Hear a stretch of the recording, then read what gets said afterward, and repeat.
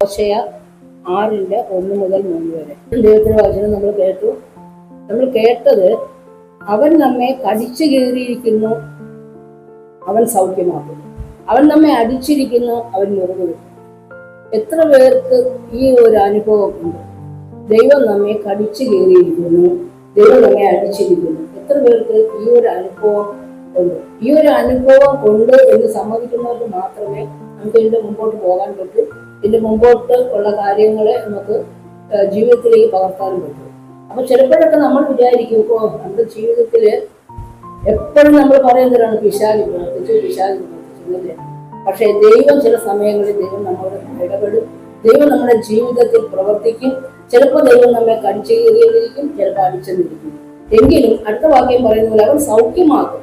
നമ്മുടെ ദൈവം അടിച്ചാലും അല്ലെങ്കിൽ കടിച്ചു കീറിയാലും നമ്മെ സൗഖ്യമാക്കുന്ന ദൈവമാണ്. അതുപോലെ നമ്മെ അടിച്ചാലും മുറിവ് കെട്ടുന്ന ഒരു ദൈവമാണ് നമ്മുടെ ദൈവം. അപ്പൊ നമുക്ക് ഈ ഒരു അനുഭവം എത്ര പേർക്ക് ഈ നാളുകളിൽ ദൈവസഭ അനുഗ്രഹിക്കപ്പെടണം എന്ന് ദൈവം ആഗ്രഹിക്കുന്നു.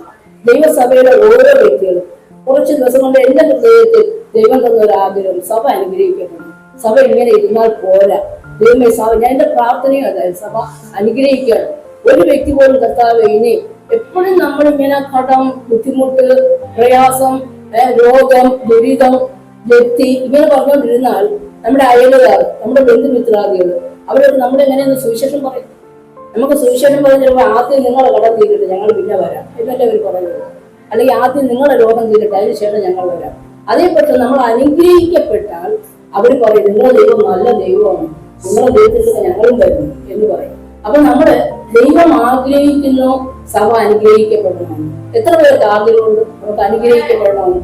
ആമേൻ. നമ്മളെല്ലാവരും ദൈവം വിളിച്ചിരിക്കുന്നത് അനുഗ്രഹിക്കപ്പെടാനാണ് ദൈവം വിളിച്ചിരിക്കുന്നത്. ഞാൻ പറയുമ്പോൾ നിങ്ങൾ ആത്മീയമായ അനുഗ്രഹം മാത്രം എടുക്കരുത്, ഭൗതികമായ അനുഗ്രഹം മാത്രമല്ല, സകല വിധത്തിലും ദൈവം നമ്മെ അനുഗ്രഹിക്കാനായിട്ട് ആഗ്രഹിക്കുന്നു. ആത്മീയമായും ഭൗതികമായും മാനസികമായും ശാരീരികപരമായും ആരോഗ്യപരമായും എല്ലാ രീതിയിലും ദൈവം നമ്മെ അനുഗ്രഹിക്കാനായിട്ട് ആഗ്രഹിക്കുന്നു. അതുകൊണ്ട് തന്നെയാണ് ദൈവം നമുക്ക് ചിലപ്പോൾ അടിയത് തരും അല്ലേ. നമ്മുടെ ഈ ഭൂമിയിൽ അപ്പം നമ്മെ അടിക്കൂലേ, ചിലപ്പോൾ കടിച്ചില്ല. അതാണ് പറയുന്നത്, ദൈവം ജ്വലിപ്പിക്കുന്ന അഗ്നിയാണ്. ദൈവ സ്നേഹവാനാണ്, എന്നാൽ ജ്വലിപ്പിക്കുന്ന അഗ്നിയാണ്. എന്തിനാണ് കർത്താവ് ഇങ്ങനെ ജ്വലിപ്പിക്കുന്ന ഒരു അനുഭവം നമ്മുടെ ജീവിതത്തിൽ ചെയ്യുന്നത്? നമ്മുടെ ജീവിതത്തിൽ കർത്താവ് ചെയ്യുന്ന എല്ലാ കാര്യത്തിലും അവനൊരു പദ്ധതിയുണ്ട്. അവനൊരിക്കലും നമ്മെ തിന്മയ്ക്കായിട്ട് ഒരിക്കലും നമ്മുടെ ജീവിതത്തിൽ പ്രവർത്തിക്കുകയില്ല. അതുകൊണ്ട് തന്നെ നാം മനസ്സിലാക്കണം, ദൈവം നമ്മെ അടിക്കുന്നത് എന്തിനെന്നറിയാമോ? കടിച്ചു കയറുന്ന എന്തിനെന്നറിയാമോ? ദൈവം നമ്മെ സ്നേഹിക്കുന്നത് കൊണ്ടാണ്. സ്നേഹിക്കുന്ന ഒരപ്പൻ അല്ലെ, സ്നേഹിക്കുന്ന ഒരപ്പനാണെങ്കിൽ നമ്മളെ അടിച്ചിരിക്കും. ഈ ഭൂമിയിൽ ഒരപ്പൻ നമുക്ക് എടുക്കാം. ഇബ്രാഹിം 12 5, 6, 7 വാക്യങ്ങളൊന്നും എടുക്കാം. അപ്പൊ നമ്മളിവിടെ വായിച്ചത്, അപ്പൻ നമ്മെ ശിക്ഷിക്കും അല്ലെ, താൻ സ്നേഹിക്കുന്ന ഏത് മകനെയും തല്ലും. അതുപോലെ തന്നെയാണ് നമ്മുടെ കർത്താവ്. നമ്മുടെ കർത്താവ് അത്രമാത്രം നമ്മെ സ്നേഹിക്കുന്നു. അത്രമാത്രം നമ്മെ സ്നേഹിക്കുന്നത് കൊണ്ട് കർത്താവ് ചിലപ്പോൾ നമ്മെ അടിച്ചെന്നിരിക്കും. നമ്മൾ എല്ലാ അടിയും അല്ലെങ്കിൽ എല്ലാ പ്രതികൂലങ്ങളും പിശാച് തരുന്നതല്ല, ദൈവം തന്നെ നമ്മുടെ ജീവിതത്തിൽ ചില കാര്യങ്ങൾ പ്രവർത്തിക്കുന്നത് തന്നെയാണ്. അപ്പൊ സ്നേഹിക്കുന്ന ഒരപ്പനാണെങ്കിൽ അടിക്കും അല്ലെ. ഈ ഭൂമിയിൽ ഒരു അപ്പനാണെങ്കിൽ നമ്മൾ അതിന്റെ ആ ഇബ്രാഹിം തന്നെ അതിന്റെ തന്നെ 7-ാം വാക്യത്തിലൊക്കെ പിന്നെ കുറച്ച് കാര്യങ്ങൾ വായിക്കണ്ട. അപ്പൊ അവിടെ പറയുന്നുണ്ട്, ഭൂമിയിലെ ഒരപ്പൻ നിങ്ങളെ ശിക്ഷിച്ചപ്പോൾ നിങ്ങൾ അനുസരിച്ച് വണങ്ങി പോകുന്നില്ലയോ? അങ്ങനെയാണെങ്കിൽ അത് ഭൂമിയിലെ നമ്മുടെ ജഡസംബന്ധമായ ഒരു അപ്പൻ നമ്മെ അടിച്ചപ്പോൾ നമ്മൾ വണങ്ങി അനുസരിച്ച് പോകുന്നില്ലോ? അങ്ങനെയാണെങ്കിൽ ആത്മാക്കളുടെ പിതാവായ നമ്മുടെ ദൈവം നമ്മെ അടിക്കുമ്പോൾ എത്ര അധികം നമ്മൾ വണങ്ങിപ്പോകണം. എന്നാൽ ഭൂമിയില് നമ്മുടെ ഈ ശരീരം ഒരു സമയം വരെ മാത്രമേ ഈ ഭൂമിയിലുള്ളൂ. 70 വയസ്സ് ഏറിയാൽ 80, അതിനപ്പുറമായ കഷ്ടവും ദുഃഖവും സംഘത്തിൽ പറയുന്നു. അങ്ങനെയാണെങ്കിൽ അത് കഴിഞ്ഞിട്ടും നമ്മൾ ജീവിക്കേണ്ട ഒരു അനുഭവമുണ്ട്. നമ്മുടെ ആത്മാവ് നമുക്ക് നിത്യതയിൽ ചെന്നെത്തണം. അങ്ങനെയാണെങ്കിൽ ആത്മാക്കളുടെ പിതാവായ നമ്മുടെ അപ്പൻ അടിക്കുമ്പോൾ നമ്മൾ വണങ്ങിപ്പോകേണ്ടതല്ലയോ എന്നാണ് അവിടെ പറയുന്നത്. നമ്മൾ ഈ ഭൂമിയിൽ നമ്മൾ നോക്കുമ്പോൾ, ചില കുടുംബങ്ങളിൽ നമ്മൾ നോക്കുമ്പോൾ, നമ്മൾ കൊച്ചുകുട്ടികളായിരിക്കുമ്പോൾ അവർ സംസാരിച്ചു തുടങ്ങുമ്പോൾ, അവർ ഓരോ വാക്കുകൾ ഇങ്ങനെ പറഞ്ഞുകൊണ്ടിരിക്കുമ്പോൾ, അവർ ചിലപ്പോൾ എവിടെ നിന്നെങ്കിലും കേട്ടിട്ട് ഒരു മോശമായ ഒരു വാക്ക് പറയുകയോ ഒരു ചീത്ത പറയുകയെങ്കിലും, അപ്പൊ നമ്മൾ ഇവൻ കൊച്ചുകുട്ടിയല്ലേ, കൊച്ചുകുട്ടിയായിട്ട് നമ്മൾ എവന്റെ വായിൽ ഈ വാക്ക് കേൾക്കുമ്പോൾ നമ്മൾ എന്തെങ്കിലും ചിരിക്കും അല്ലെ, പെട്ടെന്ന് നമുക്ക് ചിരി വരും. അപ്പൊ ഈ കൊച്ചെല്ലാവരും ഞാൻ നോക്കും, ഇത് കൊള്ളാം, ഇവരെ ചിരിപ്പിക്കാൻ പറ്റിയ പാർട്ടി ഇത് തന്നെ എന്ന് ആ കൊച്ചു വിചാരിക്കും. അതേ പക്ഷം ഒരേ ഒരു കാര്യം മാത്രമേ നമ്മൾ പറയുന്നത്, അതിനേക്കാൾ നിങ്ങൾ ചിന്തിച്ചെടുക്കണം. ഒരു കൊച്ചുകുട്ടി അവനൊരു ചീത്ത പറയുമ്പോഴോ അവൻ വേണ്ടാത്ത ഒരു വാക്ക് പറയുമ്പോഴോ ചിലപ്പോൾ നമ്മൾ ചിരിച്ചു പോകും. എന്ന് വെച്ചാൽ അവൻ കുഞ്ഞാണ്, അവൻ പറയുന്ന ആ വാക്കുകളൊക്കെ നമുക്ക് ചിരി വരും. പക്ഷെ അവന്റെ ഉള്ളിലൊരു മെസ്സേജ് പോകുന്നുണ്ട്, ഇത് നല്ല ഒരു കാര്യമാണ്, എൻ്റെ അപ്പനെയും എൻ്റെ അമ്മയെയും എൻ്റെ കൂടെയുള്ള എല്ലാവരെയും സന്തോഷിപ്പിക്കാനായിട്ട് ഇത് നല്ലൊരു കാര്യം. അവൻ എന്ത് ചെയ്യും? പിന്നെയും അത് ആവർത്തിക്കും അല്ലെ. അതേ പക്ഷം അവന് ആ സമയത്ത് അവന്റെ പ്രായത്തിന് തക്കതായ ഒരു കൊച്ചു കൊട്ട്, ഒരു ഈർക്കിലെടുത്ത് ഒരു കൊച്ചു കൊട്ട് കൊടുക്കുമ്പോൾ അവന് അപ്പോൾ ഒരു വേറൊരു മെസ്സേജ് പോകും, ഇത് പറയാൻ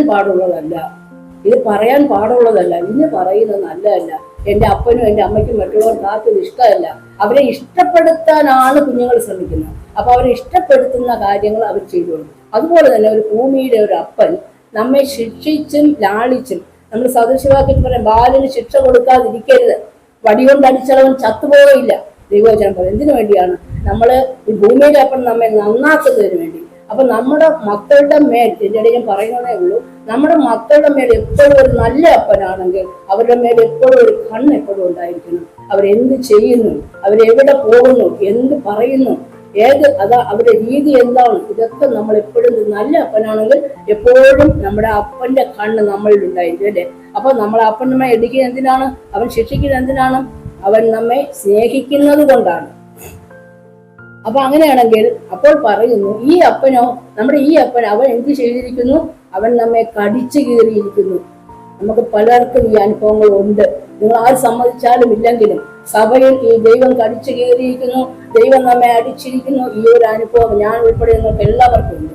ആര് സമ്മതിച്ചാലും ശരി, സമ്മതിച്ചില്ലെങ്കിലും ശരി, അങ്ങനെ ഉള്ളവർക്കാണ് പിന്നെ മുമ്പോട്ടുള്ള പോകും. നിങ്ങൾ ആര് സമ്മതിച്ചാലും. അപ്പൊ നമ്മുടെ അപ്പൻ എന്തിനാണ് നമ്മെ അടിച്ചിരിക്കുന്നത്? അടുത്ത വാക്യം അവൻ സൗഖ്യമാക്കും അല്ലെ. അവൻ മുറിവ് കെട്ടും, 2 ദിവസം കഴിഞ്ഞിട്ട് അവൻ നമ്മെ ജീവിപ്പിക്കും. അടിച്ചു കളഞ്ഞിട്ടവൻ പോകുന്ന ദൈവമല്ല. പക്ഷേ നമ്മൾ സമ്മതിക്കണം. ഒരിക്കലും നമ്മൾ സമ്മതിച്ചില്ല, കർത്താവെ നിന്റെ ഒരടി അത് എൻ്റെ മേലുണ്ട് കർത്താവെ. എന്തിനാണ്? ദൈവത്തിന്റെ വചനം പറയുന്നു, ദൈവം അനേകരെ വിളിച്ചവരെ നീതീകരിച്ചവരെ തേജസ്കരിച്ചും ചുമ്മാതെ അങ്ങ് വിളിച്ചിട്ട് അങ്ങ് വെറുതെ പോകുന്ന ദൈവമല്ല നമ്മുടെ ദൈവം. അവൻ വിളിച്ചെങ്കിൽ അവൻ നമ്മെ നീതീകരിച്ചെങ്കിൽ അവൻ നമ്മെ തേജസ്കരിക്കും. എന്തിനാണ് നമ്മളെ അവൻ രക്തം കൊടുത്ത്, അവന്റെ രക്തം കൊടുത്ത് നമ്മളെ വിലയ്ക്ക് വാങ്ങിയത് ചുമ്മാതെ നമ്മളെ ഏതെങ്കിലും വിധത്തിൽ അങ്ങ് തള്ളിക്കളഞ്ഞിട്ട് പോകാനില്ല. വലിയൊരു വിലയാണ് കർത്താവ് ഇവിടെ കൊടുത്തത്. ആ കർത്താവ് വില കൊടുത്ത ദൈവത്തിന് ഒരു ദൗത്യമുണ്ട്. നമ്മെ എങ്ങനെയെങ്കിലും ഈ ദേശത്ത് നിന്ന്, ഈ നരകത്തിൻ്റെതായ അനുഭവത്തിൽ നിന്നും സ്വന്തതുല്യമായ കർത്താവിന്റെ കൂടെ നമ്മൾ ഇരിക്കുന്ന ഒരു അനുഭവത്തിലേക്ക് നമ്മളെ കൊണ്ടുപോകണമെങ്കിൽ കർത്താവ് ചില സമയത്ത് നമ്മൾ അടിച്ചിരിക്കും, ചില സമയത്ത് നമ്മളെ കടിച്ചു കീറിയിരിക്കും.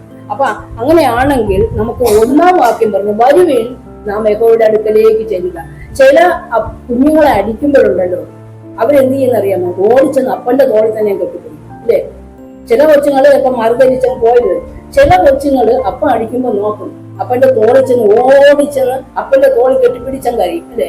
അതുപോലെ ആയിരിക്കണം നമ്മളെ അപ്പൻ അടിച്ചാലും നമ്മളെ കടിച്ചു കീറിയാലും നമ്മൾ എവിടെയാണ് ചെല്ലേണ്ടത്? നമ്മളെ അപ്പന്റെ അടുത്ത്. അതല്ലാതെ ഈ ദൈവം എന്നെ അടിച്ചു, ഇനി എനിക്ക് ഈ ദൈവത്തെ വേണ്ട, ഞാൻ പോകുന്നു എന്ന് പറഞ്ഞാൽ നമ്മുടെ കഷ്ടകാലം അവിടെ തുടങ്ങും. അതേ പക്ഷം നമ്മുടെ അപ്പൻ നമ്മളെ അടിച്ചവൻ മനസ്സിലാക്കണം, അവൻ കടിച്ചു കീറിയാലും അവൻ നമ്മെ അടിച്ചാലും നമ്മെ തള്ളിക്കളയുന്ന ദൈവമല്ല. അവൻ നമ്മെ ജീവിപ്പിക്കും, അവൻ നമ്മെ എഴുന്നേൽപ്പിക്കും. അത് അടുത്ത വാക്യങ്ങൾ ഇങ്ങനെ പറയുന്നുണ്ട്. അപ്പൊ നമ്മൾ അപ്പന്റെ അടുക്കൽ തന്നെ വരുവിൻ സഭയെ ദൈവം വിളിക്കുകയാണ്. നമ്മുടെ ജീവിതത്തിൽ അങ്ങനെ ഒരു അനുഭവം നമുക്ക് ഓരോരുത്തർക്കും വന്നിട്ടുണ്ടെങ്കിൽ നിങ്ങളുടെ ഉള്ളിന്റെ ഉള്ളൊന്ന് പരിശോധിച്ചാൽ നമ്മൾ എത്രമാത്രം അനുഗ്രഹിക്കപ്പെട്ടിരുന്നു. കർത്താവിന്റെ സന്നിധിയിൽ നമ്മൾ വന്നു, വർഷങ്ങളായി നമ്മൾ വന്നിട്ട് നമ്മൾ എത്രമാത്രം നമ്മൾ അനുഗ്രഹിക്കപ്പെട്ടു. മറ്റുള്ളവർക്ക് കാണുമ്പോൾ അവർ അനുഗ്രഹിക്കപ്പെട്ട ജനമെന്ന് പറയാൻ പറ്റുന്നുണ്ടോ? ഇല്ല എങ്കിൽ എവിടൊക്കെയോ എന്തോ തകരാറുകളുണ്ട്. ദൈവമായിട്ടുള്ള ബന്ധത്തിലോ എവിടെയോ എന്തോ തകരാറ് നമുക്ക് സംഭവിച്ചിട്ടുണ്ട്. അതുകൊണ്ട് കർത്താവ് പറയുന്നു, വരുവിൻ സഭയെ നമുക്ക് യഹോവയുടെ അടുക്കലേക്ക് ചെല്ലാം. സഭയെ ദൈവം വിളിക്കുകയാണ്, വരുവിൻ നമുക്ക് യഹോവയുടെ അടുക്കലേക്ക് ചെല്ലാമെന്ന് പറയാണ്. അപ്പൊ അവൻ പറയുന്ന അടിച്ചിരിക്കുന്നെങ്കിൽ മുറിവ് കെട്ടും, 2 ദിവസം കഴിഞ്ഞിട്ട് അവൻ നമ്മെ ജീവിപ്പിക്കും. അപ്പൊ ഇന്ന് ജീവനില്ലാതെ നമ്മൾ ഇരിക്കുന്നുവെങ്കിൽ, ഉന്മേഷമില്ലാതെ, രോഗം, ഭാരം, പ്രയാസം, കടങ്ങള്, ബുദ്ധിമുട്ട്, ഈ വിധത്തിൽ നമ്മൾ ഇരിക്കുന്നെങ്കിൽ കർത്താവിന്റെ നമ്മെ എഴുന്നേൽപ്പിക്കും. നമ്മളെ അതിൽ നിന്നൊക്കെ ദൈവം എഴുന്നേൽപ്പിക്കും. നമ്മൾ എന്ത് ചെയ്യണം? കർത്താവിനോട് അടുത്ത് ചെല്ലണം. അടുത്ത് ചെല്ലാനായിട്ട് നമുക്ക് ചില തടസ്സങ്ങളുണ്ട്. കർത്താവിനോട് അടുത്ത് ചെല്ലാൻ തടസ്സം നമുക്ക് ഹോശേയുടെ തന്നെ 5:4 വാക്യം നമുക്കൊന്ന് വായിക്കാം. ഹോശേ 5:4.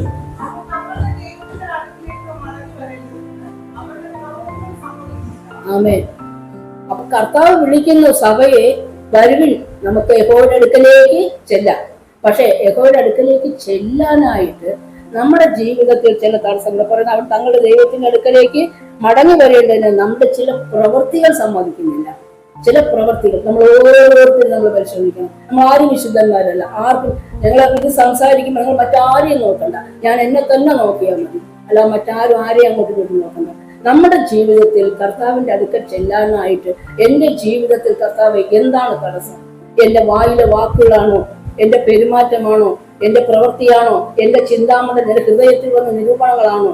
എന്താണ് കർത്താവെ എന്റെ സന്നിധി വരാനായിട്ട് എന്റെ ജീവിതത്തിൽ തടസ്സം? ഇന്ന് നമ്മൾ ഓരോരുത്തരും ഇന്ന് ഇവിടെ നിന്ന് നിങ്ങൾ ഇറങ്ങി പോകുമ്പോൾ അനുഗ്രഹം പ്രാപിച്ചല്ലാതെ നിങ്ങൾ ഇവിടുന്ന് പോകരുത്. എന്തെന്ന് വെച്ചാൽ സഭയെ അനുഗ്രഹിക്കാൻ ദൈവം ആഗ്രഹിക്കുന്നു. അതുകൊണ്ട് നിങ്ങൾ ഈ വചനം വളരെ ശ്രദ്ധിക്കണം. അതുകൊണ്ട് പറയുന്നത് പ്രവൃത്തികൾ സമ്മതിക്കുന്നില്ല.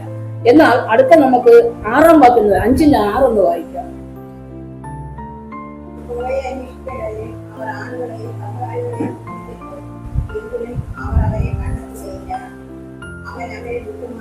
വിട്ടുമാറിയിരിക്കുന്നു, ദൈവം വിട്ടുമാറിയിരിക്കുന്നു. അപ്പൊ നമ്മൾ എന്ത് ചെയ്യുന്നു അറിയാം? നമ്മളൊരു കഷ്ടം വരും, ഒരു പ്രയാസം വരും, നമ്മുടെ കടബാധ്യത മാറുന്നില്ല. എത്ര നമ്മൾ ശ്രമിച്ചിട്ട് എന്താ കടിച്ചു കീറിയെന്നൊക്കെ പറയുന്നത് ഇത് തന്നെയാണ്. നമ്മൾക്ക് മുമ്പോട്ട് പോകാൻ കഴിയുന്നില്ല. ഒരിക്കലും നമ്മൾ കൈ പൊക്കിയില്ല എങ്കിലും നമ്മളെ കർത്താവിനെ അറിഞ്ഞതിന് ശേഷം നമുക്ക് ഒരു സ്റ്റെപ്പ് നമുക്ക് മുമ്പോട്ട് പോകാൻ കഴിയുന്നില്ല, അനുഗ്രഹം പ്രാപിക്കാനും കഴിയുന്നില്ല. അപ്പൊ എന്താണ് ഇവിടെ പറയുന്നത് എന്തെന്ന് വെച്ചാൽ, യഹോവയെ അന്വേഷിക്കേണ്ടതിന് അവർ ആടുകളെയും കന്നുകാലികളെയും കൊണ്ട് ചെല്ലും, എങ്കിലും അവനവരെ കണ്ടെത്തുകയില്ല, അവനവരെ വിട്ടുമാറിയിരിക്കും. നമ്മൾ ചിലപ്പോൾ വിചാരിക്കും നമുക്കൊരു നേർച്ചയോ കാഴ്ചയോ ഒക്കെ ചെയ്യാം. എന്റെ വീട്ടിലൊരു പശുവുണ്ട്, ആദ്യത്തെ കടിഞ്ഞുകൊണ്ട് അത് ദൈവത്തിന് കൊടുത്തേക്കാം. അല്ലെങ്കിൽ ഒരു ആടുണ്ട്, നമുക്ക് ഒരു ആട്ടിൻകുട്ടിയാണ് ദൈവത്തിന് കൊടുത്തേക്കാം. അതല്ലെങ്കിൽ അടുത്ത ആഴ്ച സഭയിലുള്ള ഫുഡ് ഞാൻ കൊടുത്തേക്കാം. ഇതൊക്കെ നേർച്ചകളും കാഴ്ചകളും മാത്രം. ദൈവത്തിന് പ്രസാദം തന്നെയാണ് ഇതൊക്കെ ചെയ്യുന്നത്. എന്തൊക്കെ ചെയ്തിരുന്നാലും അത് ദൈവത്തിന് പ്രസാദം തന്നെയാണ്, അല്ലെന്ന് പറയും. പക്ഷേ കർത്താവിനോട് അടുത്ത് ചെല്ലാൻ ഇതൊന്നും നമുക്ക് കാരണമല്ല. ഇവിടെ പറയുന്ന ആടുകളെയും കന്നുകാലികളെയും കൊണ്ടു ചെല്ലും, എങ്കിലും അവൻ അവരെ കണ്ടെത്തുകയില്ല. എങ്കിലും അവർ അവനെ കണ്ടെത്തില്ല. ഒരു നേർച്ച കാഴ്ചകളും നമ്മുടെ ഒരു സമ്മാനങ്ങളും നമ്മൾ സ്തോത്ര കാഴ്ച എടുക്കുമായിരിക്കും, സഭയിൽ മറ്റുള്ള എല്ലാം ചെയ്യുമായിരിക്കും, എല്ലാം നല്ല കാര്യം തന്നെയാണ്. പക്ഷേ കർത്താവിനെ കണ്ടുമുട്ടുന്നതിന് അതൊരിക്കലും ഒരു കാരണമല്ല. അവർ യഹോവയെ കണ്ടെത്തേണ്ടതിന് അന്വേഷിക്കേണ്ടതിന് അവർ ആടുകളെയും കന്നുകാലികളെയും കൊണ്ടു ചെല്ലും, എങ്കിലും അവർ അവരെ കണ്ടെത്തുകയില്ല. അവൻ അവരെ വിട്ടുമാറിയിരിക്കുന്നു. ദൈവം നമ്മെ വിട്ടുമാറിക്കഴിഞ്ഞാൽ ഒരു നേർച്ച കാഴ്ചകൾക്കും ദൈവത്തോട് നമ്മെ അടുപ്പിക്കാൻ കഴിയില്ല. അത് നമ്മൾ എപ്പോഴും ഓർക്കണം. അതിന്റെ അടുത്ത വാക്യം, ഒരിക്കലും നേർച്ച കാഴ്ചകൾക്കൊന്നും ദൈവത്തെ കണ്ടെത്താൻ കഴിയില്ല. പക്ഷെ ഹോശേയ 5:15 ഒന്ന് വായിക്കാം.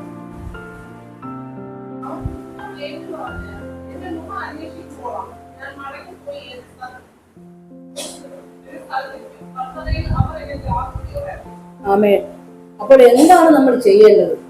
ആദ്യം നമ്മൾ ഓരോരുത്തരും നമ്മുടെ കുറവ് എന്താണ്, നമ്മുടെ കുറ്റം എന്താണെന്ന് നമ്മളെ കണ്ടുപിടിക്കണം. അല്ലെ, നമ്മളെ തന്നെ നമ്മൾ കണ്ടുപിടിക്കണം. കുറ്റം ഏറ്റുപറയാതെ ഉള്ള ഒരു അനുഗ്രഹവും ദൈവത്തിന് കഴിയില്ല.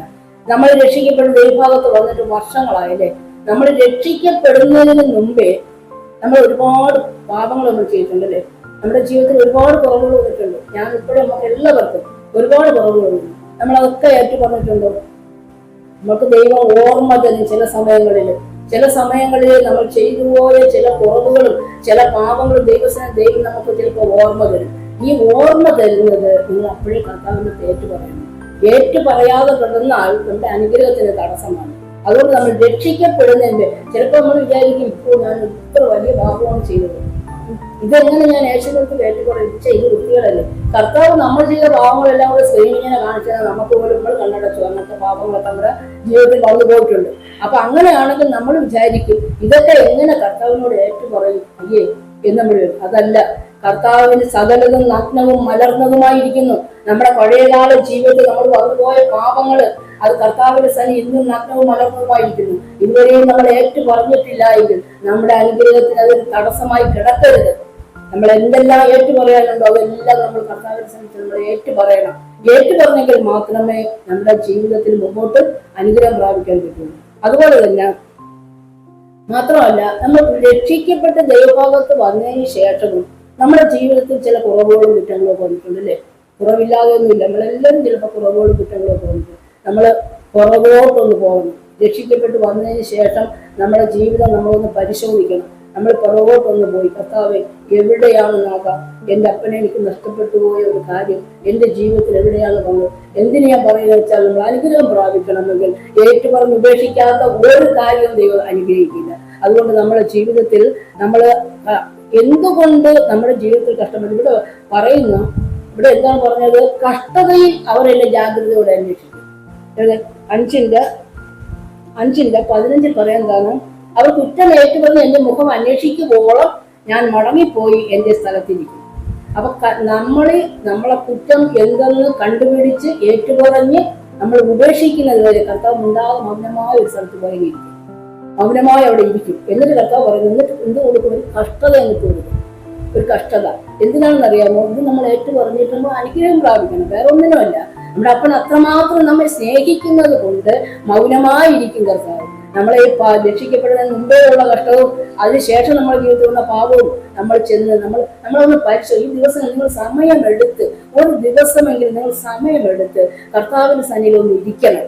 ഒന്ന് ഇരുന്നിട്ട് ഏകാഗ്രതയോടെ കർത്താവിനെ മാത്രം കണ്ടുകൊണ്ട്, കർത്താവെ എന്റെ കുറവുകൾ എവിടെയാണ്, എന്റെ ജീവിതത്തിൽ കുറ്റം വന്ന കുറവ് വന്നത് കർത്താവ് ദൈവമേ കാണിച്ചു തരണമേ എന്ന് പറഞ്ഞ ഒരു ദിവസം, ഈ ആഴ്ചയിൽ ഏതെങ്കിലും ഒരു ദിവസം നിങ്ങൾ ദൈവസേന ഇരുന്നാൽ നിങ്ങൾക്ക് കൊള്ളാം. നിങ്ങൾ ദൈവസേന ഇരുന്നാൽ നിങ്ങൾ അനുഗ്രഹം പ്രാപിക്കത്തക്കവണ്ണം നമ്മുടെ ജീവിതത്തിലെ കുറവുകളെ കാണിച്ചു തരാൻ ദൈവം ഒരുക്കമുള്ള ദൈവമാണ്. അപ്പൊ ഇങ്ങനെ വന്നിട്ട് കർത്താവ് പോയിപ്പോ ഒരു സ്ഥലത്തിരിക്കുകയാണ്. അപ്പൊ കർത്താവ് പറയുന്നു, അവർ എന്നെ ജാഗ്രതയോടെ അന്വേഷിക്കാൻ എന്തിനാണ്? ഞാനിപ്പോൾ സ്ഥലത്ത് ഇരിക്കുകയാണ്. എന്നിട്ട് പറഞ്ഞ കഷ്ടതയിൽ അവർ എന്നെ ജാഗ്രതയോടെ. അപ്പൊ ഒരു കഷ്ടം നമ്മുടെ ജീവിതത്തിൽ ഉണ്ട്. അതുവരെ നമ്മൾ എങ്ങനെയെങ്കിലുമൊക്കെ അങ്ങ് പോകും. ഈ കഷ്ട സാരമില്ല, ഇതൊക്കെ എനിക്ക് സഹിക്കാവുന്ന കാര്യമാണ്, അത് ഞാൻ സഹിച്ചോളാം കർത്താവ്, ഇതൊക്കെ കുഴപ്പമൊന്നുമില്ല. പക്ഷേ ഇനി ഒരു വലിയ കഷ്ടത നമ്മുടെ ജീവിതത്തിൽ വരാതിരിക്കും. കഷ്ടതയിൽ ജാഗ്രതയോടെ ദൈവത്തിന്റെ മുഖം അന്വേഷിക്കുന്ന ഒരു അനുഭവം വരാൻ നിങ്ങൾ കാത്തിരിക്കുകയുള്ളൂ. ഇനി അതിനുള്ള സമയമായി. നിങ്ങൾ ചെന്ന് അന്വേഷിക്കേണ്ട ഒരു സമയമായി. ജാഗ്രതയോടെ കർത്താവിനെ അന്വേഷിക്കാനുള്ള സമയമായി. എന്നാൽ ദൈവം അത്രമാത്രം സഭ അനുഗ്രഹിക്കപ്പെടണം എന്ന്, ദൈവസഭ അനുഗ്രഹിക്കപ്പെടണം, നമ്മൾ ഓരോരുത്തരും അനുഗ്രഹിക്കപ്പെടണമെന്ന് കർത്താവ് ആഗ്രഹിക്കുന്നു. നിങ്ങൾ ദൈവസന്നിധിയിൽ ഇരിക്കണം. ദൈവസന്നിധിയിൽ ഇരുന്ന് കർത്താവ്, എന്റെ ജീവിതത്തിൽ വന്നുപോയ പാപങ്ങളെല്ലാം ദൈവം എനിക്ക് കാണിച്ചു തരണമേ എന്ന് നമ്മൾ കർത്താവിനോട് പറഞ്ഞ കർത്താവ് നിശ്ചയമായി ഓരോന്നായി അപ്പൊ തന്നെ കാണിച്ചു തന്നില്ലെങ്കിൽ നമ്മൾ എനിക്ക് പോയി ജോലിയൊക്കെ ചെയ്തുകൊണ്ട് നമ്മളങ്ങനെ കാണിച്ചു തന്നുകൊണ്ടിരിക്കും. ഓരോ കാര്യങ്ങൾ ഏറ്റുപറയേണ്ട. എന്റെ ഹൃദയത്തിൽ ആരോടെങ്കിലും എനിക്ക് കയ്പുണ്ടെങ്കിൽ, ആരോടെങ്കിലും എനിക്ക് വിദ്വേഷമുണ്ടെങ്കിൽ, അതല്ലെങ്കിൽ ഞാൻ ആരെയെങ്കിലും ഏതെങ്കിലും വിധത്തിൽ ഞാൻ മുഖാന്തരം ആരെങ്കിലും തമ്മിൽ പിണങ്ങിയിരിക്കുന്നുവെങ്കിൽ, ഞാൻ മുഖാന്തരം ആർക്കെങ്കിലും ഒരു വേദന വന്നു പോയിട്ടുണ്ടെങ്കിൽ, നമ്മൾ പുറകോട്ട് പോയി നമ്മൾ ചിന്തിക്കണം. എന്തിനറിയാമോ? ഇതൊക്കെ നമ്മൾ ഇങ്ങനെ ഓർത്ത് വരുമ്പോൾ കർത്താവ് സ്ക്രീനിൽ എന്നതുകൊണ്ട് നമ്മൾ അങ്ങനെ കാണിച്ചു തന്നുകൊണ്ടിരിക്കും. അപ്പൊ നമുക്കത് ഏറ്റുപറയാൻ പറ്റും. അതുകൊണ്ട് നമ്മൾ ഈ കഷ്ടത വന്നത് വേറെ ഒന്നിനുമല്ല, ദൈവത്തെ നമ്മൾ ജാഗ്രതയോടെ അന്വേഷിക്കേണ്ടതിനാണ്. നമ്മുടെ ഏറ്റുപറയാത്ത പാപങ്ങളും, പുതിയ പാപങ്ങളും, പഴയ പാപങ്ങളും, രഹസ്യ പാപങ്ങളും എല്ലാം നമ്മൾ ഈ ദിവസങ്ങളിൽ ഏറ്റുപറയണം. ഒന്നും ദൈവത്തിന് പറഞ്ഞിരിക്കില്ല. അതുകൊണ്ട് നമുക്ക് അടുത്ത ഒരു വാക്യം വായിക്കാം. ലൂക്കോസിന്റെ 15:21 വായിക്കാം.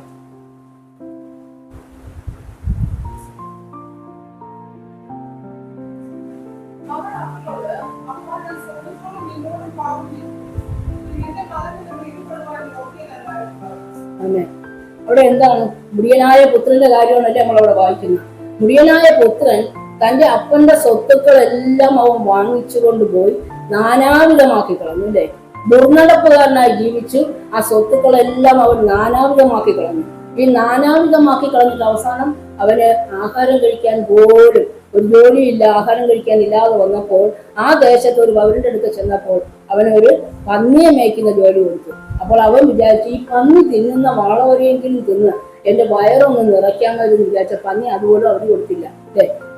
ആ പന്നി അതുപോലെ അവന് കൊടുക്കാതിരുന്നപ്പോൾ അവന് സുബോധം വന്നു. അപ്പോൾ ഈ വാളവരെയെങ്കിലും തിന്നിട്ട് എന്റെ ജീവിതത്തിൽ വയറ് നിറയ്ക്കാനായിട്ട് കാത്തിരുന്നപ്പോൾ അതുപോലും കിട്ടാതെ വന്നപ്പോൾ അവൻ എന്ത് ചെയ്യുന്നത്? അവൻ അവിടെ വെച്ച് മാനസാന്തരം വന്നു. അവന് സുബോധം വന്നെന്നാണ് അവിടെ എഴുതിയിരിക്കുന്നത്. അവന് സുബോധം വന്നപ്പോൾ അവൻ എന്ത് പറഞ്ഞു? എന്റെ അപ്പന്റെ വീട്ടിൽ എത്രയോ ജോലിക്കാര് ആഹാരം നിന്ന് കളയുന്നു, ഞാനോ ഇവിടെ പട്ടിണി കിടന്ന് വലയുന്നു എന്ന് പറഞ്ഞു. അപ്പോൾ അവൻ ഒരു തീരുമാനം അവനെടുത്തു. ഞാൻ ഇവിടെ നിന്ന് എഴുന്നേൽക്കും, ഞാൻ എന്റെ അപ്പന്റെ അടുക്ക ചെല്ലും, ഞാൻ ചെന്നിട്ട് അപ്പ നിന്നോടും സ്വർഗത്തോടും നിന്നോടും ഞാൻ പാപം ചെയ്തിരിക്കുന്നു, ഇനി എന്റെ മകനെന്ന് വിളിക്കപ്പെടുവാൻ ഞാൻ യോഗ്യനല്ല, നിന്റെ കൂലിക്കാരൊരുത്തനെ പോലെയെങ്കിലും എന്നെ ആക്കണമേ എന്ന് പറഞ്ഞു. അങ്ങനെ ആക്കണമെന്ന് പറഞ്ഞപ്പോൾ അപ്പൻ പുള്ളിക്കാരനെ പോലെ ആക്കിയ അടുത്ത ആ വാക്യം അതിന്റെ തന്നെ അവസാനം ഒന്ന് വായിക്കും. അപ്പൻ മോതിരം ഇടിച്ച ആ ഭാഗം.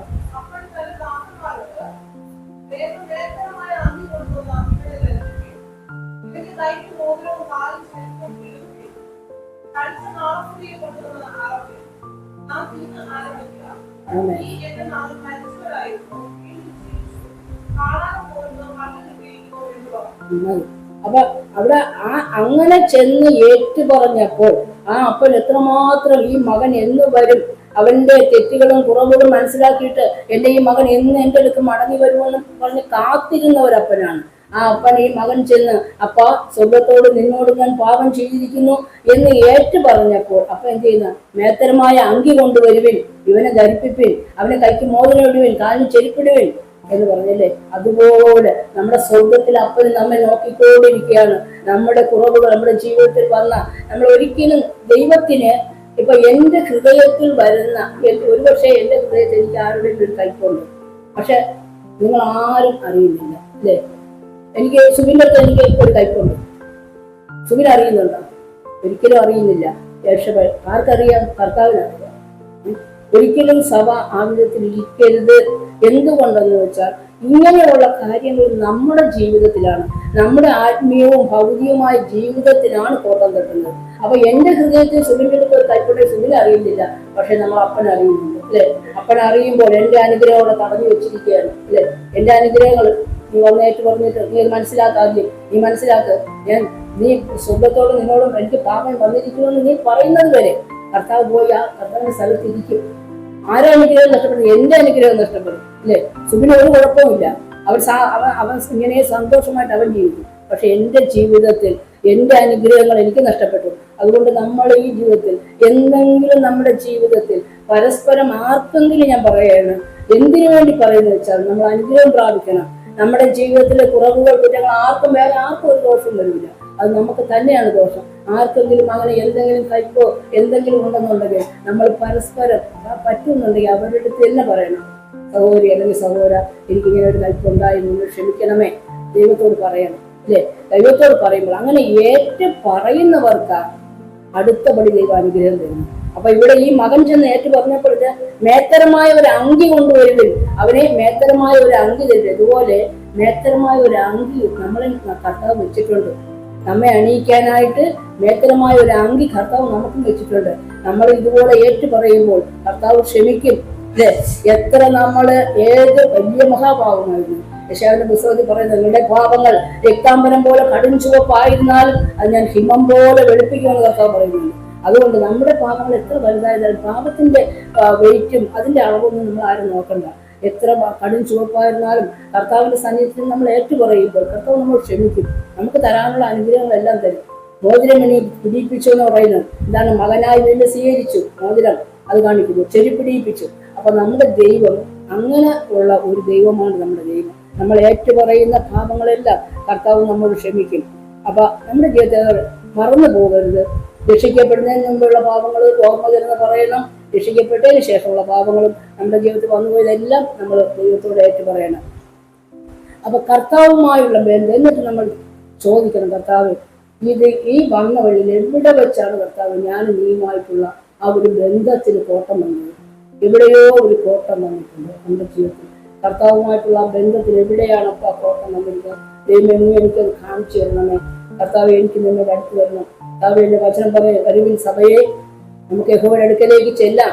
യഹോവയുടെ അടുക്കൽ ചെന്നാൽ ഒരു തെറ്റ് ചെയ്ത കുട്ടി അപ്പന്റെ തോളിൽ ചെന്ന് കെട്ടിപ്പിടിക്കുന്ന പോലെ നമ്മൾ ഈ ദിവസങ്ങൾ കർത്താവിന്റെ തോളിൽ ചെന്ന് അവനോട് അടുത്ത് ചെല്ലുകയാണത്. തീർച്ചയായിട്ടും ദൈവം ക്ഷമിച്ചിട്ട് നമ്മളെ അനുഗ്രഹത്തിലേക്ക് നടത്താൻ ദൈവം ആഗ്രഹിക്കുന്നു.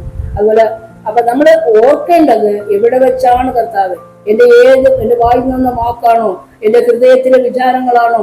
അതല്ലെങ്കിൽ എന്റെ ചിന്തയിൽ വന്നു പോയതാണോ? ഏതാണ് കർത്താവ് ഞാനും നീയുമായുള്ള ഒരു ബന്ധം എനിക്ക് നഷ്ടപ്പെട്ടു പോയത് എന്ന് നമ്മൾ ചോദിക്കണം. എന്നിട്ട് അവിടെ മടങ്ങി വരണം. ലൂക്കോസ് 2:41-46 വരെ നമുക്കൊന്ന് വായിക്കാം.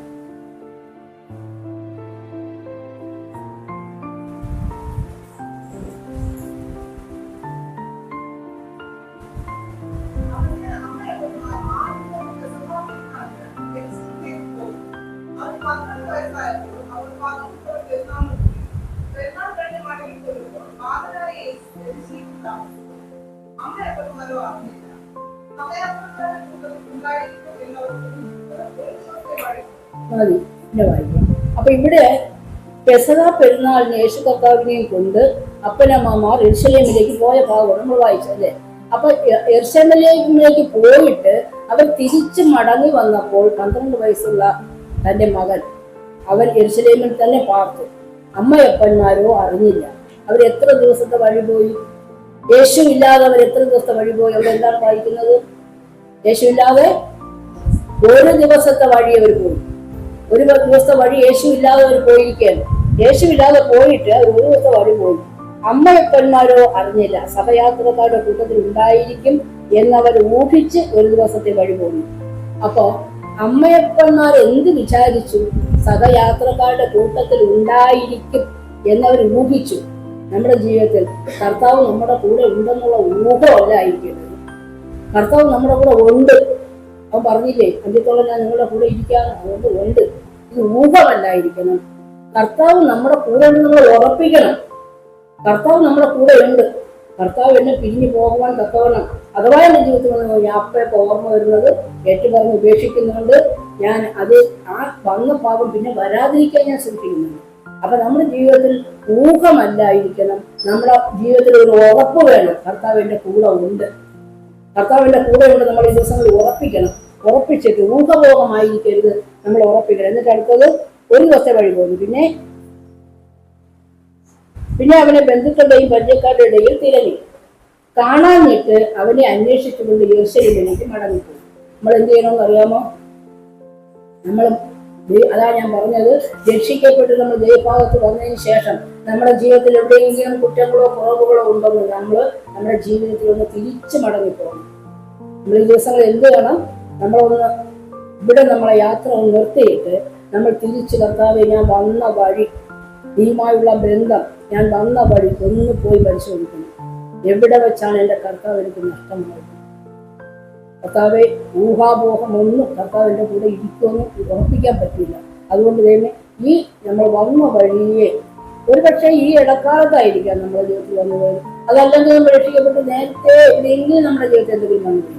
അതുകൊണ്ട് നമ്മൾ തിരിച്ച് ഈ അമ്മായിപ്പന്മാർ പോയതുപോലെ നമ്മളൊന്ന് പുറകോട്ട് പോയി, എവിടെ വെച്ചാണ് കർത്താവെ നീ എനിക്ക് നഷ്ടപ്പെട്ടത്? അപ്പോൾ അവർ യെരൂശലേമിലേക്ക് മടങ്ങിപ്പോയി. 3 നാൾ കഴിഞ്ഞ ശേഷം അവർ ദൈവാലയത്തിൽ ഉപദേശന്മാർ നൽകിയിരിക്കുന്ന അവരോട്, ഉപദേശം കേൾക്കുന്ന അവരോട് ചോദിക്കുകയും ചെയ്യുന്നത് കണ്ടു. അപ്പൊ എത്ര ദിവസം ദൂരമാണ് അവർ പോയത്? യേശുവില്ലാതെ 1 ദിവസം അവർ പോയല്ലേ. ഇപ്പൊ ഇവിടെ എത്ര ദിവസം തിരിച്ചുപോയി? 3 നാൾ കഴിഞ്ഞ ശേഷം, അല്ലെ? 1 ദിവസമാണ് യേശു കർത്താവ് കൂടെ ഇല്ലാതെ അപ്പനും അമ്മയും യെരൂശലേമിൽ മടങ്ങിയത്. പക്ഷെ തിരിച്ചു പോകാൻ എത്ര ദിവസം എടുത്തു? 3 ദിവസം എടുത്തു. എന്തെന്നറിയാമോ? നമുക്ക് നഷ്ടപ്പെടാൻ എളുപ്പമാണ്. നമ്മുടെ വായിലെ ഒരു വാക്ക് മതി, അല്ലെങ്കിൽ നമ്മുടെ ആവശ്യമില്ലാത്ത ഒരു ചിന്ത മതി. ഇത് ഏതെങ്കിലും ഒന്ന് മതി കർത്താവ് നമുക്ക് നഷ്ടപ്പെടാം. പക്ഷെ നമ്മൾ കർത്താവിനെ വീണ്ടും നമ്മൾ അന്വേഷിച്ചു പോകണമെങ്കിൽ ഇവിടെ 3 ദിവസത്തെന്ന് അറിയാമോ? വന്ന വഴി മുഴുവനും പോയാൽ പോരാ, അതിലുള്ള ഊടുവഴികളും ഇടവഴികളും മറ്റും മറിച്ച് എവിടെയാണ് കർത്താവ് നിൽക്കുന്നത് അന്വേഷിച്ച് പോകുമ്പോൾ സമയമെടുക്കും. അതാ പറഞ്ഞു, കർത്താവിനെ നമുക്ക് നഷ്ടപ്പെടുത്താൻ വളരെ എളുപ്പമാണ്. പക്ഷെ വീണ്ടും കർത്താവിനെ കണ്ടുമുട്ടണമെങ്കിൽ നമ്മൾ ഒത്തിരി സമയമെടുത്ത് ദൈവത്തിന് ഇരുന്നെങ്കിൽ മാത്രമേ എവിടെ വെച്ച് നമുക്ക് നഷ്ടപ്പെട്ടു പോയി എന്ന് നമുക്ക് മനസ്സിലാക്കാൻ പറ്റും. അതുകൊണ്ട് നമ്മൾ മടങ്ങിപ്പോയി നമ്മൾ അനുഗ്രഹം പ്രാപിക്കേണ്ടതിന്, നമ്മുടെ ജീവിതത്തിൽ ഏറ്റുപറയാത്ത പാപങ്ങളൊന്നും വരാതെ, അത് നമ്മുടെ ജീവിതത്തിന്റെ ആത്മീയവും ഭൗതികവും മാനസികവും ശാരീരികവും ആരോഗ്യപരവുമായ ഇതെല്ലാം ഇതിലാണ്. നമ്മൾ അനുഭവിക്കുന്ന രോഗം പോലും, ഒരു പക്ഷേ ചില രോഗങ്ങൾ പണ്ട് ലൈഫ് ഹോസ്പിറ്റലിൽ ഞാൻ കേട്ടു, എനിക്ക് ശ്വാസം മുട്ടുണ്ടായിരുന്നു. ചിലരോട് ക്ഷമിക്കാത്തത് കൊണ്ടാണ് ശ്വാസം മുട്ടുണ്ടായതെന്ന് ഞാൻ കേട്ടിട്ടുണ്ട്. രോഗങ്ങൾ നമ്മളിങ്ങനെ പിന്തുടർന്നു മനസ്സിലാവില്ല. ചില രോഗങ്ങൾ നമ്മളിങ്ങനെ പിന്തുടർന്നുകൊണ്ടിരിക്കും. നമ്മളൊന്ന് ക്ഷമിച്ച് നോക്കുകയെ, നമ്മളൊന്ന് ക്ഷമിച്ച് വീണ്ടും പഴയതുപോലെ നമ്മൾ പരസ്പരം സ്നേഹിച്ചു നോക്കുക. ഈ രോഗങ്ങളെല്ലാം അതതിന്റെ വഴിക്ക്, ഒരു മരുന്നും വേണ്ട, ഒരു ഡോക്ടറേയും വേണ്ട.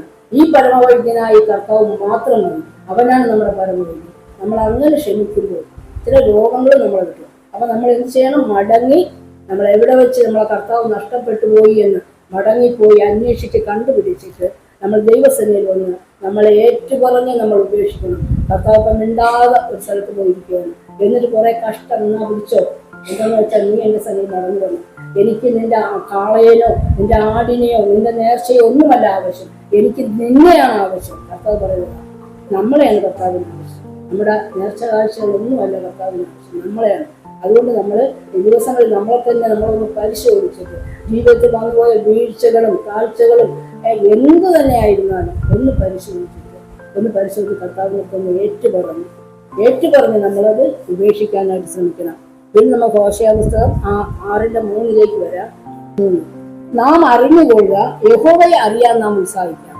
അപ്പൊ ഇത്രയും നമ്മൾ പോയി, നമ്മൾ ഏറ്റുപറഞ്ഞ് ഉപേക്ഷിച്ചു. നമ്മൾ പോയില്ല, നമ്മൾ പോകാൻ പോണതേ ഉള്ളൂ. നമ്മൾ ദേശനി നമ്മളെ കുറവുകളെ നമ്മൾ പരിശോധിക്കാൻ പോകുന്നതേ ഉള്ളൂ. പക്ഷേ ഇവിടെ ഇങ്ങനത്തെ 3-ാം വാക്യം പറയുന്നു. അപ്പൊ ഇത് 2-ൽ പറഞ്ഞ നാം 2 ദിവസം കഴിഞ്ഞിട്ട് അവൻ നമ്മെ ജീവിപ്പിക്കും. 2 ദിവസം, 2 ദിവസം മതി. നമ്മൾ ഏറ്റുപറഞ്ഞാൽ കർത്താവിന് അധിക സമയമൊന്നും വേണ്ട.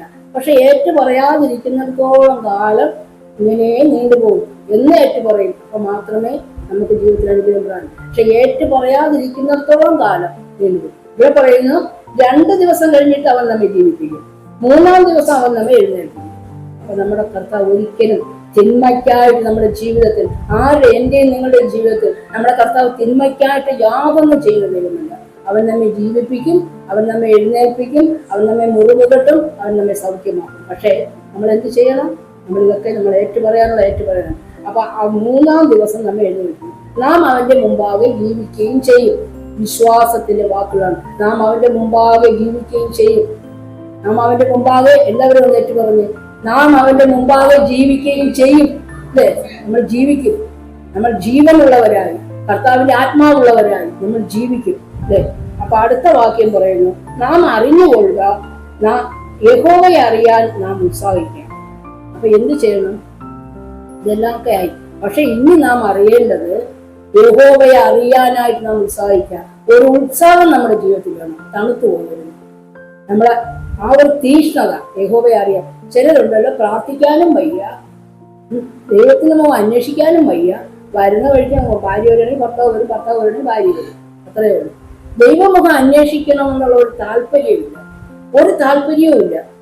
ദൈവം തരുന്നെങ്കിൽ തരട്ട്, തന്നില്ലെങ്കിൽ വേണ്ട, ഇങ്ങനെയുള്ള മനോഭാവമുള്ളവരുണ്ട്. പക്ഷെ ഇവിടെ ദൈവം പറയുന്നു, യഹോവയെ അറിയാൻ നാം ഉത്സാഹിക്കുക. കർത്താവിനെ അറിയാൻ ഒരു ഉത്സാഹം നമുക്ക് വേണം, ഒരു തീഷ്ണത. എനിക്ക് കർത്താവ് നീ ആരാണെന്ന്, നിന്റെ സ്നേഹം എന്തെന്ന്, നീ തരുന്ന അനുഗ്രഹം എന്തെന്ന് എനിക്ക് തിരിച്ചറിയണം. കർത്താവ് അറിയാനായിട്ട് ഒരു ഉത്സാഹം നമ്മുടെ എല്ലാവരുടെയും ജീവിതത്തിൽ ഉണ്ടാകണം. ആ ഉത്സാഹം വരണമെങ്കിൽ നമ്മൾ ദൈവസന്നിധിയിൽ ഇരിക്കണം, ദൈവവചനം വായിക്കണം, ധ്യാനിക്കണം. പക്ഷേ നമുക്കിവിടെ അവസരങ്ങളെ തരുന്ന അവസരം നിങ്ങൾ ആരും നഷ്ടമാക്കരുത്. ആ അവസരം നമ്മൾ നഷ്ടമാക്കാതിരിക്കുമ്പോൾ നമുക്ക് ദൈവത്തോട് കൂടുതൽ അടുക്കാൻ പറ്റും. എങ്ങനെയാണ്? അപ്പൊ നമ്മൾ വചനം വായിക്കും, ധ്യാനിക്കും, അത് പറയാനായിട്ട് നമ്മൾ ഒരുങ്ങും. ആ ഒരുങ്ങുന്നതിനോട് കൂടി നമ്മളും പഠിക്കും. അപ്പൊ നമുക്കിവിടെ എന്താണ് ചെയ്യേണ്ടത്? യഹോവയെ അറിയാൻ നാം ഉത്സാഹിക്കും. ഒരു വലിയ ഉത്സാഹം നമ്മുടെ ജീവിതത്തിൽ, ദിവസങ്ങളിൽ എല്ലാവരുടെയും ജീവിതത്തിൽ കർത്താവിനെ അറിയാൻ ഒരു ഉത്സാഹം, ഒരു ജാഗ്രത, ഒരു ദാഹം ഇത് നമുക്ക് വേണം. ഇത് നമുക്ക് വരുന്നില്ല എന്ന് നമ്മൾ പ്രാർത്ഥിച്ചാൽ നിശ്ചയമായിട്ടും കർത്താവ് ആഗ്രഹത്തോടു കൂടി നമ്മൾ പ്രാർത്ഥിക്കുകയാണെങ്കിൽ, കർത്താവെ എനിക്ക് നിന്നെ അറിയാനൊരു ദാഹം, എനിക്ക് നിന്നെ അറിയാനൊരു ഉത്സാഹം, ഒരു തീഷ്ണത, ദൈവമേ ആത്മാർത്ഥതയോടുകൂടി ഇത് നമ്മൾ കർത്താവിനോട് പ്രാർത്ഥിച്ചുകൊണ്ടിരിക്കുകയാണെങ്കിൽ നമ്മൾ അറിയാതെ നമ്മുടെ ജീവിതത്തിൽ ദൈവത്തെ അറിയാനുള്ള ഉത്സാഹവും ആ തീഷ്ണതയും ഒക്കെ ഇങ്ങനെ ദൈവം തരും. അപ്പൊ നമ്മൾ എന്ത് ചെയ്യണം? യഹോവയെ അറിയാൻ നാം ഉത്സാഹിക്കാം. അപ്പോൾ അടുത്ത വാക്യം, അവന്റെ ഉദയം പ്രഭാതം പോലെ നിശ്ചയമുള്ളത്. അവന്റെ ഉദയം പ്രഭാതം പോലെ നിശ്ചയം. ഒരു രാത്രി ഉണ്ടോ? ഒരു രാത്രി ഉണ്ടോ? ആരും ഉണ്ടെന്നില്ല. രാത്രി ഉണ്ടോ? എന്നാൽ ഒരു പകലുമുണ്ട്, അല്ലേ? രാത്രി ഉണ്ടെങ്കിൽ ഒരു പകലുമുണ്ട്. നമ്മുടെ ജീവിതം രാത്രി പോലെയാണോ? ഇരുണ്ടാണോ? പക്ഷെ ഒരു പ്രഭാതം നമുക്കുണ്ട്, അല്ലേ? ഒരു പ്രഭാതം നമുക്കുണ്ട്. ദൈവം അത് നമുക്ക് ഒരുക്കി വെച്ചിട്ടുണ്ട്. എന്നും ഈ രാത്രിയല്ല നമ്മുടെ ജീവിതം. ഈ രാത്രിക്ക് ഒരു പകലുണ്ട്, അല്ലേ? അതാണ് ഇവിടെ പറയുന്നത്, അവന്റെ ഉദയം പ്രഭാതം പോലെ. ഒരു പ്രഭാതം ഉണ്ടോ? ഉണ്ട്. അങ്ങനെയാണെങ്കിൽ ഒരു പ്രഭാതം ഉണ്ടെങ്കിൽ അവന്റെ ഉദയം, അവൻ നീതി സൂര്യനായി നമ്മളിൽ ഉദിക്കുന്ന ഒരു ഉദയം ഉണ്ട്. അത് നിശ്ചയമാണെന്നാണ് ഇവിടെ പറയുന്നത്. അവന്റെ ഉദയം പ്രഭാതം പോലെ നിശ്ചയമുള്ളത്. നമ്മുടെ ജീവിതത്തിൽ നീതി സൂര്യനായി കർത്താവ് ഉദിക്കുന്ന ഒരു അനുഭവം നമുക്ക് വരും, നമുക്ക് തീഷ്ണത വരും. പക്ഷെ ദൈവത്തെ അറിയാനായിട്ടൊരു ഉത്സാഹം നമ്മുടെ എല്ലാവരുടെയും ജീവിതത്തിൽ വേണം. മാങ്ങിയും ഇരിക്കുന്ന ഈ അനുഭവം നമ്മൾ അതങ്ങ് മാറ്റി കർത്താവിനെ കൂടുതൽ അറിയാൻ, കർത്താവ് നിങ്ങളുടെ ജീവിതത്തിൽ എനിക്ക് ഉത്സാഹം തരണമേ എന്ന് ആത്മാർത്ഥയോടെ നമ്മൾ പ്രാർത്ഥിക്കാം. അങ്ങനെയാണെങ്കിൽ അവന്റെ ഉദയം പ്രഭാതം പോലെ, ഒരു പ്രഭാതം ഉണ്ടെന്നുള്ളത് നിശ്ചയമാണെങ്കിൽ ആ ഒരു പ്രഭാതം പോലെ അവൻ നമ്മുടെ മേൽ ഉദിക്കും. ജയസൂര്യനായി നമ്മുടെ മേൽ വരും. അവന്റെ ഉദയം പ്രഭാതം പോലെ വെച്ചാൽ അവൻ മഴ പോലെ, ഭൂമിയെ നനയ്ക്കുന്ന പിന്മഴ പോലെ തന്നെ നമ്മുടെ അടുക്കൽ വരും, അല്ലേ? മഴ പോലെ, അവൻ മഴ പോലെ. നമ്മൾ പാടിയൊരു പാട്ടുണ്ടല്ലേ, ഒരു പെന്തക്കോസ്ത് നാളിൽ ആ ഒരു പാട്ട് നമ്മൾ പാടി. ഇതെല്ലാം കണക്റ്റ് ആണെന്ന് എനിക്ക് തോന്നുന്നു.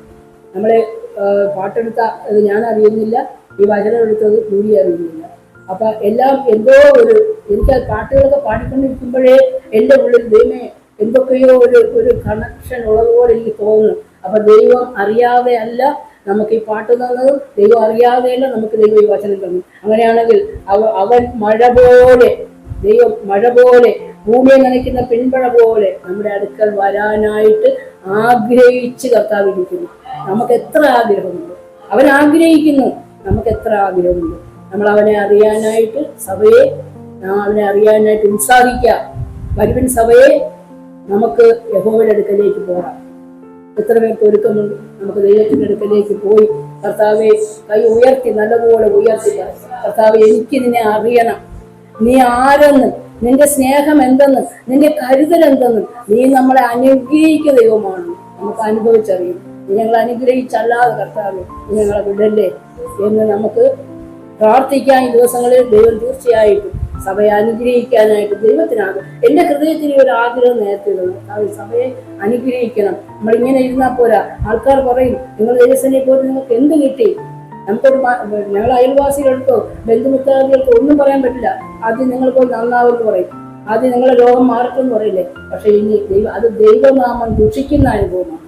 ദൈവനാമം ദുഷിക്കാതിരിക്കേണ്ടതിന് നമ്മൾ ദൈവത്തിന്റെ ആഗ്രഹ സഭ അനുഗ്രഹിക്കപ്പെടണം. എങ്കിൽ മാത്രമേ ദൈവനാമം ദുഷിക്കാതെ ദൈവം നമ്മെ അനുഗ്രഹിക്കും. നിശ്ചയമായി അവൻ നമ്മെ അനുഗ്രഹിക്കും. അവരുടെ സന്നിധിയിലേക്ക് നമ്മൾ ഉത്സാഹത്തോടെ കടന്നു വരാൻ നോക്കണം. എല്ലാവരും ദൈവം അനുഗ്രഹിക്കും.